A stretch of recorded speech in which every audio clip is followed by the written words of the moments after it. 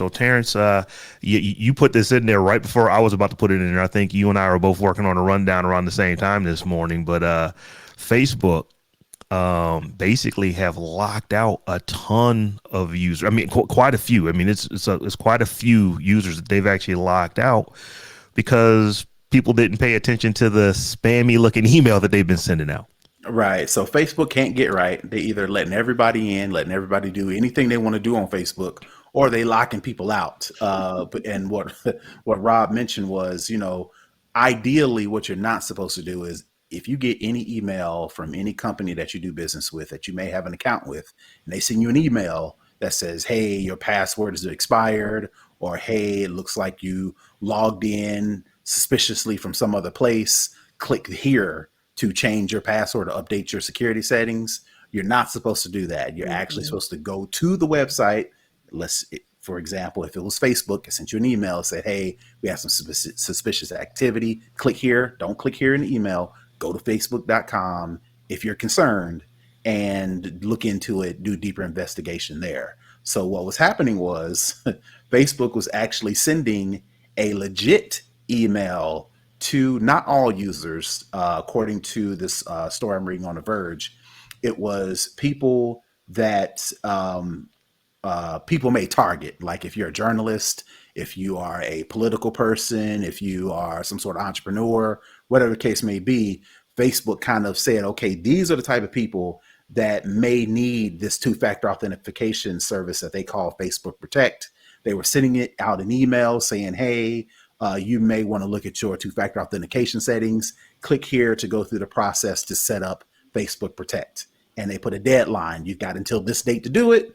Of course, most people, well, not most people, the people that got locked out probably said, oh, this looks funny, or whatever the case may be, ignored it. And Facebook was like, all right, and then ended up locking out a lot of these folks. So it was just kind of, I just wanted to put it out there that, Facebook is like, they can't get right. It's like they go from letting everybody in to then trying to help, but then not doing it in the best way possible. And that it causes more confusion.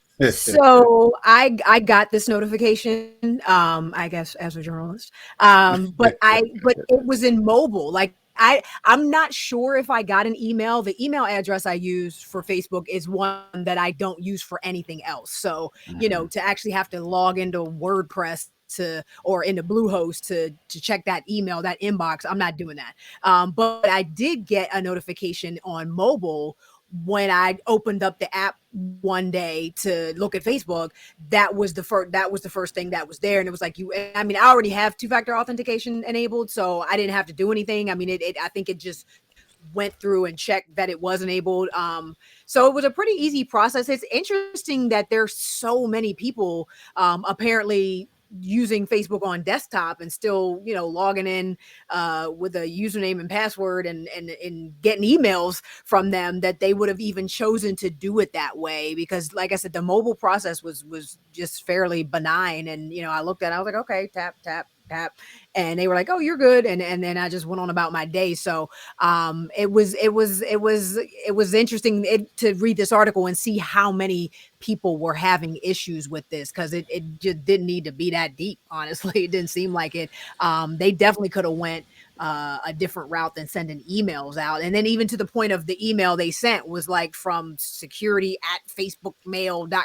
Like it looked suspect. It looked janky. I mean, it was. Suspect. I was like, why would you send something like that to people? We already on edge for phishing attacks and whatnot, and you send this email. We're conditioned to not pay attention to those emails. And it's interesting, like you're saying, you got the mobile notification. I have not gone as far to uninstall the mobile app off of my phone, but I don't really check Facebook like that. Like I don't have any notifications turned on. So it is often my wife saying, hey, did you see this person said this on Facebook? Or, hey, did you go check this, or go to like our family page and look at this type of thing? I don't get the notifications just because I'm not using Facebook like that. That being said, it seems to me like that would have been a better way to notify people. It seems like Facebook could have done something through their interface to where you would have got a notification in Facebook. Right. Or maybe like take out a Facebook ad. How about that? They pushing these You put it in Facebook there ads so anytime, hard, yeah. right? I thought though that this sort of brought up the question, should two-factor authentication be enabled by default for everybody? What y'all think?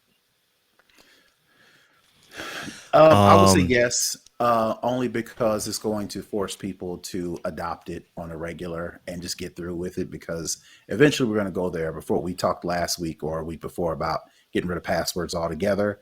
Until we get there, I mean, forcing people to enter, well, it depends with Facebook, right? Because I use a two-factor authenticator app for Facebook. I don't use Facebook Protect. And the reason why I don't use the basic two-factor authentication is because I'm not giving Facebook my phone number.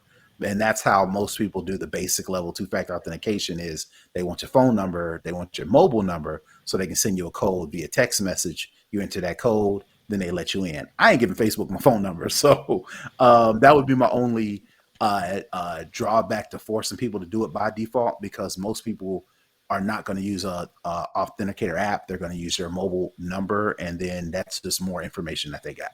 True.